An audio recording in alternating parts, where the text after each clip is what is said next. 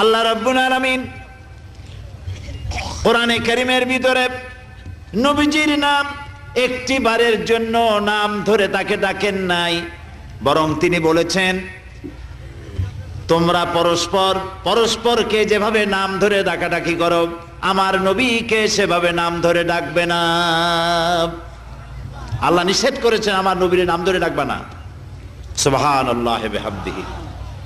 এই পৃথিবীতে যত নবী আসছেন সমস্ত নবীরা হলেন এলাকা ভিত্তিক নবী, অঞ্চল ভিত্তিক নবী।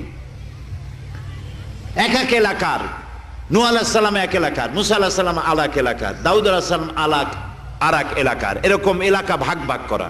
কিন্তু মুহাম্মদ সাল্লাল্লাহু আলাইহি ওয়াসাল্লামকে আল্লাহ রাব্বুল আলামিন কোন এলাকার জন্য নবী বানান নাই।